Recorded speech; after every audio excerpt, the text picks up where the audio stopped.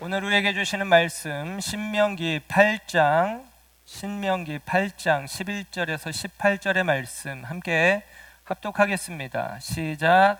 내가 오늘 내게 명하는 여호와의 명령과 법도와 규례를 지키지 아니하고 내 하나님 여호와를 잊어버리지 않도록 삼갈지어다. 내가 먹어서 배부르고 아름다운 집을 짓고 거주하게 되며 또 내 소와 양이 번성하며 내 은금이 중식되며 내 소유가 다 풍성하게 될 때에 내 마음이 교만하여 내 하나님 여호와를 잊어버릴까 염려하노라. 여호와는 너를 애굽 땅 종되었던 집에서 이끌어내시고 너를 인도하여 그 광대하고 위험한 광야 곧 불뱀과 전갈이 있고 물이 없는 간조한 땅을 지나게 하셨으며 또 너를 위하여 단단한 반석에서 물을 내셨으며 내 조상들도 알지 못하던 만나를 광야에서 내게 먹이셨나니 이는 다 너를 낮추시며 너를 시험하사 마침내 내게 복을 주려 하심이었느니라. 그러나 내가 마음에 이르기를 내 능력과 내 손의 힘으로 내가 이 재물을 얻었다 말할 것이라. 내 하나님 여호와를 기억하라. 그가 내게 재물 얻을 능력을 주셨음이라. 이같이 하심은 내 조상들에게 맹세하신 언약을 오늘과 같이 이루려 하심이니라. 아멘. 아멘. 오늘 이 시간 주님의 은혜와 은총이 저와 여러분 가운데 함께하는 줄 믿습니다. 주께서 은혜 베푸시기 원합니다. 오늘 여호와를 기억하라 라는 제목으로 추수감사주일 맞아서 우리가 예배를 드리며 말씀을 전합니다. 추수감사주일은 왜 지키는 것일까요? 추수감사주일 왜 지키는 것이겠습니까? 아마도 평소에 감사를 잘 하지 않기 때문이 아닐까 하는 생각을 해봅니다. 우리가 기억을 못하실 수도 있고 알지 못하는 날일 수도 있겠지만 예를 들면 우리나라의 인권의 날, 장애인의 날 이런 날들이 있어요. 왜 그런 날들이 있겠습니까? 인권이 사람들에게서 기억되지 않고 장애인들이 사람들에게서 밀려나고 있는 현실 속에서 그들을 기억하자, 그들을 끌어안자 그런 의미로 예를 들면 인권의 날, 장애의 날 그런 것들이 있는 것이죠. 어린이날이 처음 생겨난 것은 어린이들이 지금처럼 대접받고 인정받고 사랑받는 게 아니라 귀찮고 불편하고 그리고 업신여기는 마음들이 있던 시대의 산물입니다. 어린이는 귀하다 그런 것이죠. 주일을 지키는 것을 중요하게 여깁니다. 그런데 여러분 만약에 매일매일이 주일 같다면 주일이 어쩌면 필요 없을지도 모릅니다. 저는 단언컨대 우리가 천국에 가서는 따로 주일을 지킬 필요가 없다라고 생각합니다. 천국에서는 아마도 매일매일 하나님과 함께하는 주일의 실사판, 주일의 실제판이 벌어지는 것 아니겠습니까? 저와 여러분이 매일매일이 주일처럼 하나님과 교제하고 하나님 안에 살아가고 있다면 바꿔 저와 여러분의 삶은 천국의 삶을 사는 것이다 라고 말할 수 있습니다.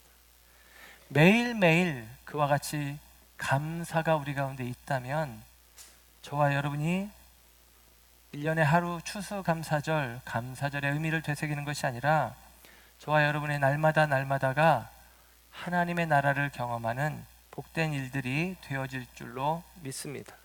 저와 여러분 가운데 이 감사가 오늘 하루의 감사가 아니라 매 순간 매일매일 감사가 저와 여러분 가운데 있기를 주님의 이름으로 축원합니다. 이스라엘의 3대 절기가 있어요. 이스라엘의 3대 절기는 첫째는 유월절입니다. 그리고 유월절에서 이어지는 무교절이 있고요. 어린 양의 피, 우리로 치면 십자가를 연상케 하는 절기입니다. 두 번째 절기는 맥추절입니다. 초실절이라고도 하고요. 초실절, 첫 열매를 거두는 시기입니다. 유월절 이후에 77절, 7일씩 7번, 49일, 그래서 그 다음날 오순절, 오순 50일이 되어져서 그렇게 이야기하기도 합니다. 그리고 세 번째 절기가 초막절인데, 다른 말로 장막절, 수장절 혹은 오늘 우리가 지키는 추수절이 이 초막절과 가까이 있는 절기입니다. 이스라엘은 올해 10월 13일부터, 그러니까 우리가 오늘 11월 3일이니까 20일 전에 초막절 절기를 지켰어요. 이스라엘은 초막절 절기를 지킬 때 말 그대로 초막, 그러니까 우리식으로 표현하면 텐트입니다. 그런데 천막으로 지은 텐트가 아니라 나뭇가지로 얼기설기 지은 텐트. 그래서 누웠을 때 별이 보여야 되는 정도로, 비가 오면 비가 새어 들어와야 하는 정도로, 예를 들면 텐트를 짓도록 요청을 합니다. 그리고 우리가 예를 들면 성탄절에 막 성탄 장식을 파는 일들이 많이 있는 것처럼, 이스라엘은 이 초막절이 가까워지면 이 올리브 나무죠. 그런 나뭇가지들을 갖다가 종려나무나 그런 가지들을 갖다가 파는 그런 가게들이 많이 이제 생겨나게 되어집니다. 추수절은 한 해 가운데 가장 부유한 날이고, 가장 배부를 수 있는 날이고, 가장 만족할 수 있는 날입니다. 그러니까 늘 어쩌면 배고프다가 그날은 좀, 우리도 옛날에 그랬잖아요. 추석 때는 그날은 좀 고깃국 한번 먹는 날, 그런 느낌이 있는 것처럼 추수절은 그와 같이 이스라엘 가운데 풍요로움을 상징하는 축제의 날이에요. 그런데 그 풍요로움을 상징하는 축제 날에 가장 불편하고 가장 어려운 잠자리에서, 예를 들면 들에 나가서 초막을 짓고 일주일 동안 살아라, 이것이 바로 초막절입니다. 우리 아들 이야기를 하는 것을 아들은 안 좋아하지만 제가 할 얘기가 별로 없어서 우리 아이가 유치원 다닐 때 무슨 일이 있었는지 어떤 전자제품 같은 걸 샀는데 큰 박스가 생긴 거예요. 가구를 샀나 그랬는데 큰 박스가 생겼는데, 그걸 가지고 자기 집을 삼겠다고 박스를 이제 오려서 문을 내고 옆에 창문을 내고 또 그 안에다가 이부자리를 갖고 들어가고, 심지어는 스탠드를 안에 설치를 해서 조명을 만들고, 그리고 꼭 끼고 잤던 그 쿠션 베개, 아추라고 하는 베개도 가지고 들어가고, 그래도 놀라운 사실은 맨 마지막에 그 박스 집에 성경책을 집어넣더라고요.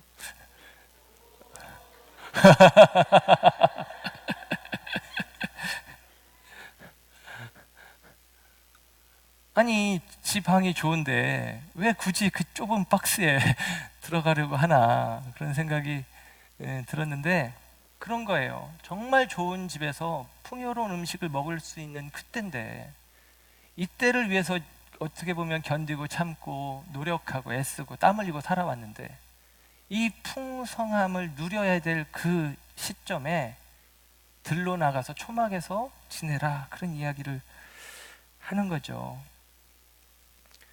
하나님께서 뭔가 원하시는 게 있어서 그런 거 아니겠습니까?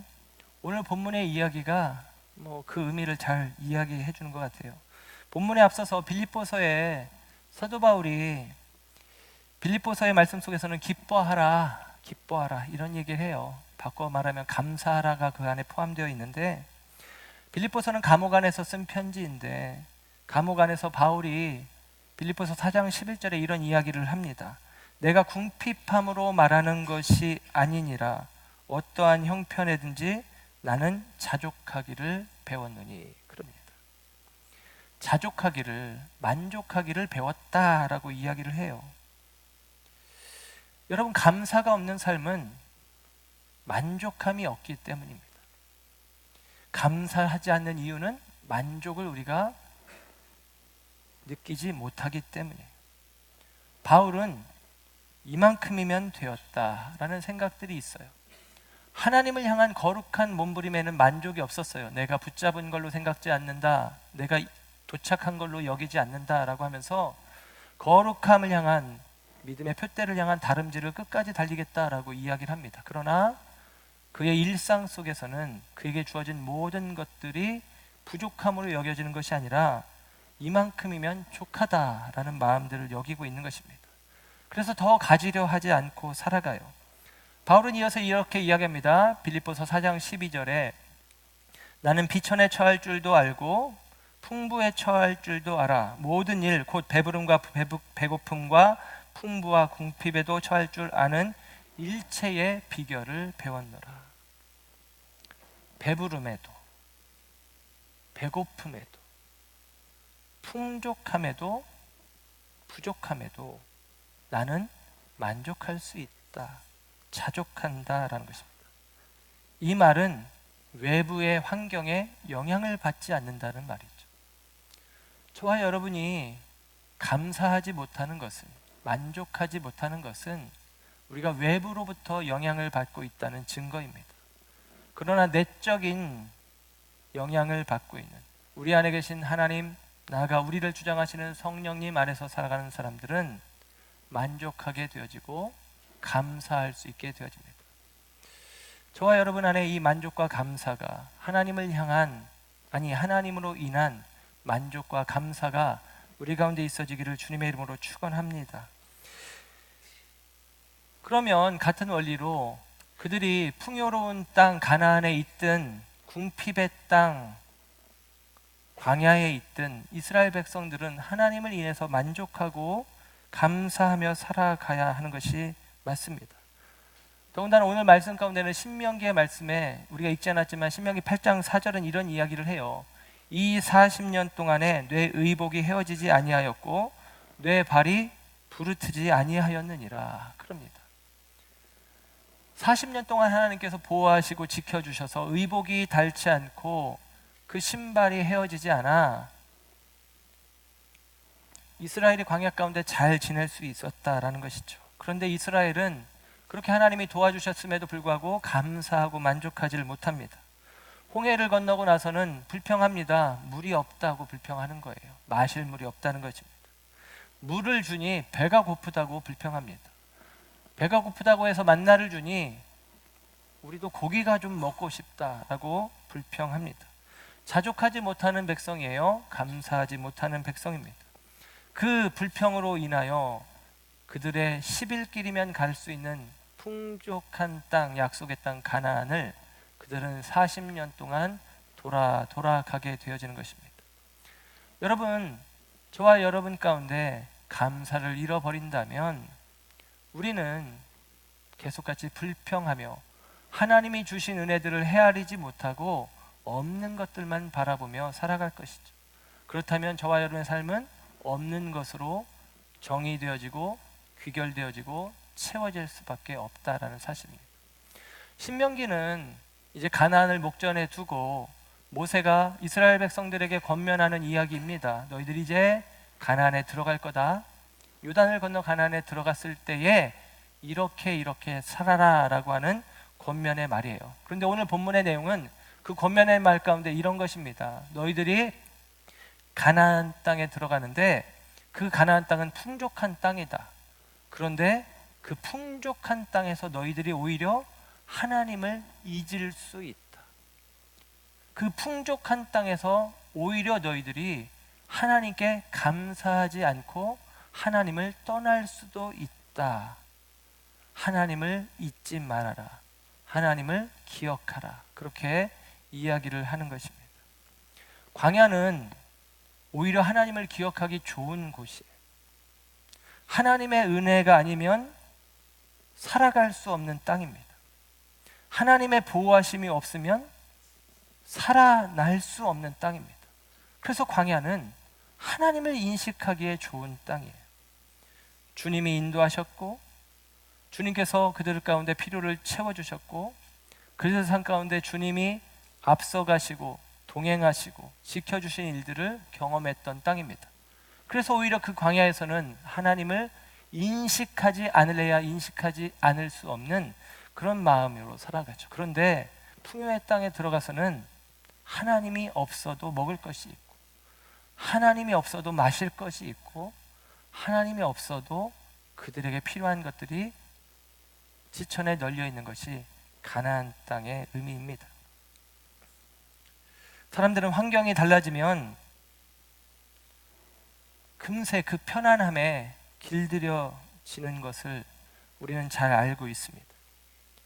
전갈과 불뱀이 우글거리는 땅에서는 하나님을 의지했지만 풍요로운 땅에 들어가면 너희들 생각이 달라질 거야 라고 이야기를 합니다. 그 생각이 달라질 이유를 이렇게 이야기해요. 교만이라는 것입니다. 교만하여. 아이들이 나중에 컸다고, 지가 좀 컸다고 지 맘대로 하려고 하면 우리가 좀 가소롭잖아요. 교만한 녀석들. 이렇게 생각하는 것처럼 우리도 그렇습니다. 하나님 앞에 조금 컸다고, 조금 좋아졌다고 교만해지는 일들이 많이 있죠. 전에 한번 그런 이야기를 드렸지만 저는 주변의 목회자들 가운데 이른바 성공한 목회자로 인식이 되어집니다.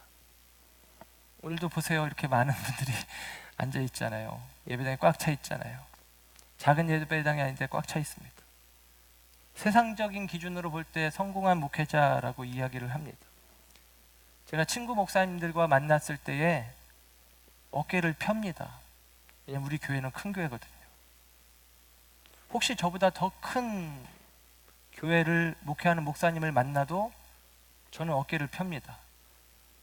너는 부임했고 나는 개척했다. 예를 들면 이 내적 자부심으로 그렇게 나는 자수성가한 사람이야. 근데 여러분, 이 말은 교만한 말 아니겠습니까? 이 마음은 교만한 마음입니다. 자수성가라니요. 오늘 본문 14절에 교만에 대해서 언급을 하세요. 내 마음이 교만하여 내 하나님 여호와를 잊어버릴까 염려하노라 그럽니다. 그러면서 이 말은 17절로 이어져요. 17절을 보면 그러나 내가 마음에 이르기를 내 능력과 내 손의 힘으로 내가 이 재물을 얻었다 말할 것이다 라는 것입니다. 내 힘으로, 내 능력으로, 내 손으로. 자수성가라니요. 말이 안 되는 것이죠. 추수감사주일을 맞이하면서 이런 생각을 해봅니다. 성도들을 향한 감사를 표현하고 싶은 마음이 제게 있어요. 부족한 종을 믿고 따라준 성도들에게 감사드리고, 약함을 책망하기보다는 긍휼로 덮어주시는 모습들이 감사하고, 때로 인내하고 기다려주시고, 또 헌신하며 함께 돕고, 지금도 주어진 봉사의 역할을 잘 감당해주는 성도들로 인해서 우리 교회가 이만큼 부흥했습니다 라고 말해드리고 싶습니다. 그러나 오늘 말씀 앞에서 여러분도 마찬가지입니다. 여러분의 힘과 여러분의 능력과 여러분의 손과 여러분의 수고로 되어진 것이 아니다라는 사실입니다. 저와 여러분이 함께 고백해야 되는 것은 하나님께서 오늘 저와 여러분 가운데 이 모든 것들을 허락하셨다라는 사실입니다. 하나님께서 저와 여러분의 삶 가운데 이 모든 것들을 허락해 주셨다라는 고백이 우리 가운데 필요하다라는 사실입니다. 신명기 말씀을 보면 이 가나안 땅은 풍요로운 땅입니다. 시내가 흐르고 샘물이 솟고 밀과 보리가 잘 자라고 포도가 큼지막하게 열리고 땅을 파면 얼마든지 철과 구리를 캐낼 수 있는 땅입니다. 참으로 아름답고 참으로 풍요로운 땅입니다. 그러나 여러분, 역설적으로 그 아름답고 풍요로운 땅이 하나님을 잊어버릴 만한 땅이다 라고 이야기를 해요. 그 풍요롭고 좋은 땅이 하나님을 잊을 만한 땅, 잊을 만한 곳이라고 이야기를 합니다. 우리 가운데 풍요가 있습니다. 우리는 자꾸만 어렵다고 하지만 사실 우리나라처럼 이렇게 부유하고 넉넉하게 사는 나라들이 흔치 않습니다. 그럼에도 불구하고 우리는 계속같이 이 풍요의 땅에서 감사를 잊었고, 이 풍요를 누리며 우리는 하나님을 인식하지 않고, 이 풍요는 우리의 수고로, 우리의 애씀으로 우리에게 주어진 것이라 착각하기도 합니다. 사랑하는 여러분, 저와 여러분 가운데 이런 그릇된 생각들을 뒤로 하고 하나님을 향한 믿음의 고백으로 서시기를 주님의 이름으로 부탁을 드립니다. 이스라엘 가운데는 특별히 구약 성경에 이스라엘의 역사 속에 하나님을 기억하도록 하는 기억의 매개물들을 자꾸만 만들어내요. 그 기억의 매개물들을 통해서 하나님을 기억하도록, 하나님이 일하셨고 하나님이 도우셨다는 사실을 기억하도록 한다라는 사실입니다. 이스라엘 백성들이 유월절, 맥추절, 초막절 이런 절기를 만드는 것은 이 절기를 통해서 하나님을 기억하라는 것입니다. 형 에서의 복수의 칼을 피해 달아났던 야곱이 하나님을 만난 것을 기억하며 돌로 그가 베고 누웠던 그 돌을 세워 기념비를 세우는 것입니다. 요단강을 건너고 나서 12지파를 대표하여 12개의 돌을 요단강 중간에서 꺼내와 길갈에 세워 하나님의 도우심이 있었음을 기억하는 것입니다. 블레셋과의 전투에서 어찌할 수 없는 상황 속에 하나님께서 이스라엘이 하나님의 이름을 부르며 기도하고 부르짖고 구원을 요청했을 때에 승리케 하셨고, 미스바와 센 사이에 에베네셀, 하나님이 여기까지 도우셨다라는 이름의 기념돌을 세웁니다. 그 기념돌을 볼 때마다, 그 기념비를 볼 때마다 이스라엘은 하나님이 도우셔서 여기까지 왔다라는 인식을 하는 것이죠. 초막절에 초막을 짓고 지내는 이유도 마찬가지입니다. 하나님이 도우셔서 여기까지 왔다. 초막절은 풍요를 상징하는 것이 아니라 초막절은 하나님이 지켜주시지 않았으면 우리는 벌써 끝났을 건데, 죽었을 건데, 광야에서 쓰러졌을 것인데 하나님이 도와주셔서 여기까지 왔다라고 하는 신앙의 고백을 하는 것입니다. 사랑하는 여러분, 저와 여러분 가운데도 하나님의 도우심을 기억하는, 우리로 치면 오늘 추수감사주일이 그것이죠. 하나님께서 우리 가운데 모든 것을 허락하셨다, 풍요롭게 하셨다, 도와주셨다, 이것을 기억하는 기념비로 오늘 추수감사절을 보내는 것입니다. 이 추수감사절에 저와 여러분 가운데 하나님을 향한 감사가 회복되어지고, 잊었던 하나님을 향한 감사가 기억되어지고, 잊었던 하나님을 향한 감사가 고백되고 표현되는 은혜가 있기를 주님의 이름으로 축원합니다. 여러분, 모세가 오늘 신명기의 말씀을 해주고 있고, 모세에게서 중요한 것은, 모세는 율법을 상징하고 있고 율법을 이야기합니다. 신명기도 율법이겠고, 모세 율법 가운데 중요한 것은 우리가 대표로 그 모든 것을 압축한 것이 십계명이죠. 십계명 가운데 사계명이 있습니다. 제 사계명은 안식일을 기억하여 거룩하게 지키라 라고 하는 말씀이죠. 안식일을 기억하여 거룩하게 지키라. 그래서 우리는 주일 성수라는 말을 합니다. 주일을 거룩하게 지킨다. 거룩할 성자, 지킬 숫자. 거룩하게 지킨다. 주일을 거룩하게 지켜야 돼에 대해 우리가 마음이 있어요. 그런데 여러분, 사실 이 말의 원어적인 의미는 이렇습니다. 명령형은 기억하라라는 거예요. 지켜라가 명령형이 아니라 기억하라가 명령형입니다. 그래서 안식일을 지켜라. 왜냐하면 기억하기 위해, 이런 의미예요. 그 날을 거룩하게 지키도록 기억하기 위해 안식일을 지켜라, 그렇게 이야기를 합니다. 영어적인 의미로는 그래요. Keep the Sabbath, 이게 안식일인데 Sabbath day to remember, 기억하기 위해라는 것입니다. 왜 우리가 주일을 지켜야 되느냐, 주일 성수를 해야 되느냐?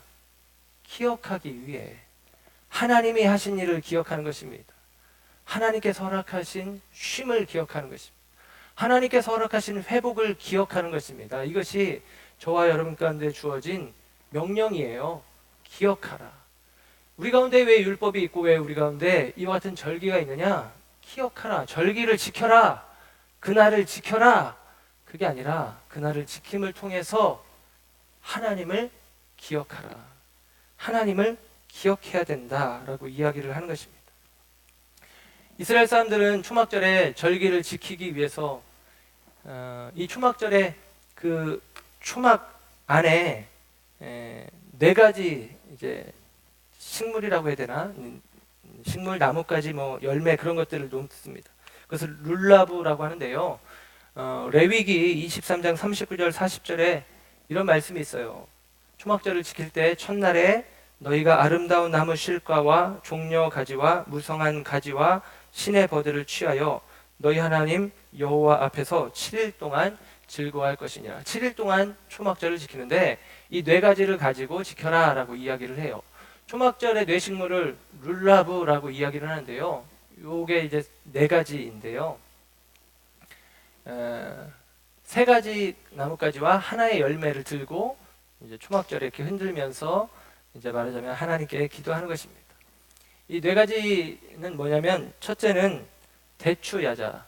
여러분이 볼 때는 이제 맨 왼쪽에 있는 것인데요. 이 대추야자는 종려나무라고 우리가 알고 있는 것입니다. 그리고 두 번째 것은 버드나무 잎입니다. 이것은 버드나무는 물이 많이 필요한 식물이에요. 세 번째는 도금양이라고 하는 물을 풍부하게 품고 있는 식물입니다. 네 번째로는 에트로그라고 하는, 이제 우리식으로는 시트론이라고 해서 이제 레몬과에 비슷한 유자과에 속하는 열매, 단 열매가 나는 식물이에요. 이 네 가지는 다 출애굽의 여정 속에서 하나님의 도우심을 표현하는 상징물들입니다. 광야 가운데서 종려나무, 광야는 그 사막은 그 뜨거운 곳에는 종려나무밖에는 별로 자라는 게 없어요. 그리고 오아시스에 가면 이 버드나무를 볼 수가 있는 것입니다. 하나님께서 물을 공급해 주시죠. 그리고 이제 무성한 가지가 있다라고 표현한 나무가 어떤 건지 이스라엘도 잘 모르는데 나름대로 그들 주변에서 찾았는데 유대 땅에 자라고 있는 이 도금향이라고 하는, 세 번째 도금향이라고 하는 것을 찾게 되어집니다. 그래서 풍성함을 상징합니다. 네 번째 에트로그는 아름다운 나무실과라고 했는데 뭐가 아름답나 찾다가 이스라엘 사람들이 이걸 찾은 거예요. 그래서 이 네 가지를 현재 초막절에도 상점에서도 팔고 그걸 가지고 기도를 하는 것입니다. 그런데 여러분, 이 초막절에 이 네 가지는 하나님의 구원의 의미를 기억하는 도구로도 쓰여지지만 이 네 가지가 상징하는 의미가 또 이런 영적인 의미가 내포되어져 있습니다. 대추야자, 곧 종려나무는 이렇답니다. 열매가 있어요. 대추야자라는 그 달콤한 열매가 있죠. 근데 이 대추야자는 열매가 있지만 향기가 없답니다. 그래서 이것은 율법은 지키지만 사랑이 없는 경우를 상징하기도 한다고 표현해요. 여러분이 보시기에는 세 번째에 있는데 도금향이라고 하는 것, 이 도금향이라고 하는 것은 열매가 없고 그 대신에 향기가 좋답니다. 그래서 신부가 머리에 화관으로 쓰기도 하는 경우가 있어요. 그래서 이것은 열매 없는, 마음만 있고 열매가 없는 경우를 상징적으로 표현하기도 합니다. 버드나무는 열매도 없고 그리고 향기도 없어요. 그래서 이것은 말 그대로 열매 없는 어떤 신앙을 상징하기도 합니다. 마지막으로 에트로그, 시트론이라고 하는 에트로그, 이것은 열매도 있고 향기도 있어요. 그래서 이 에트로그는 하나님 앞에서 율법적으로 온전하고 사람들 앞에서 사랑으로 온전한 어떤 모습을 상징할 때 에트로그, 그렇게 이해하기도 하는 것입니다. 여러분, 저와 여러분 가운데 하나님의 은혜로 말미암아 우리가 여기까지 왔다는 증거들이 있습니다. 그리고 그 증거들을 가지고 우리는 우리의 삶 속에서 그 은혜에 따라 살아가는 삶의 모습들을 보일 필요가 있죠. 그리고 그 은혜에 합당한 삶은 하나님 앞에서 바르게 서는 것이고 사람들 앞에서 사랑을 나타내는 것입니다. 저와 여러분이 하나님을 기억하고 살고 하나님께서 우리 가운데 함께 하신 은혜들을 헤아리며 살아갈 때에 저와 여러분의 삶 속에서는 감사가 회복되어지고 또 감사가 있는 삶은 하나님을 향한, 또 하나님의 뜻을 향한, 하나님이 우리를 구원해내신 그 까닭을 마음에 품고 이 땅 가운데서 사랑을 실천하며 사는 삶일 것입니다. 오늘 설교를 뭐 길게 할 수는 없고 평소보다는 약간 짧게 하길 원하는데, 제가 마지막으로 시 한 편을, 이 계절에 맞는 시, 그리고 오늘 이 룰라브, 이 뇌 열매와 관련되어져서 생각해 볼 수 있는 시를 한 편 소개하고 오늘 말씀을 가름할까 합니다. 제가 좋아하는 윤동주 시인이 내 인생에 가을이 오면 이라고 하는 시입니다. 내 인생에 가을이 오면 나는 나에게 물어볼 이야기들이 있습니다. 내 인생에 가을이 오면 나는 나에게 사람들을 사랑했느냐고 물을 것입니다. 그때 가벼운 마음으로 말할 수 있도록 나는 지금 많은 사람들을 사랑하겠습니다. 내 인생에 가을이 오면 나는 나에게 열심히 살았느냐고 물을 것입니다. 그때 자신 있게 말할 수 있도록 나는 지금 맞이하고 있는 하루하루를 최선을 다하여 살겠습니다. 내 인생에 가을이 오면 나는 나에게 사람들에게 상처를 준 일이 없었냐고 물을 것입니다. 그때 자신 있게 말할 수 있도록 사람들을 상처 주는 말과 행동을 하지 말아야 하겠습니다. 내 인생에 가을이 오면 나는 나에게 삶이 아름다웠느냐고 물을 것입니다. 그때 기쁘게 대답할 수 있도록 내 삶의 날들을 기쁨으로 아름답게 가꾸어 가겠습니다. 내 인생에 가을이 오면 나는 나에게 어떤 열매를 얼마만큼 맺었느냐고 물을 것입니다. 내 마음밭에 좋은 생각의 씨를 뿌려 좋은 말과 좋은 행동의 열매를 부지런히 키워야 하겠습니다.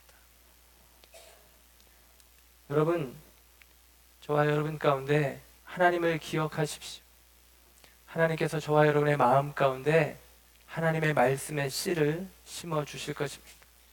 그 말씀의 씨를 간직하고 그 말씀을 좋은 생각으로 품는 저와 여러분의 삶 속에 하나님께서 저와 여러분의 삶을 통해서 좋은 말과 좋은 행동의 열매들을 부지런히 키워가시는 농부로서 함께 하실 것입니다. 저와 여러분이 하나님을 잊지 않고 하나님을 기억하며 살아갈 때에 저와 여러분의 삶 가운데 좋은 말과 좋은 열매들이 맺어지는, 열매도 있고 향기도 있는, 하나님 앞에서도 아름답고 사람들 앞에서도 귀한 인생들이 되어질 줄 믿습니다. 오늘 하나님을 잊지 않고 기억하기를 결단하는 저와 여러분 가운데 주님께서 에베네셀 함께 하시고 도우시는 은혜로 역사하시기를 축원합니다. 기도하겠습니다.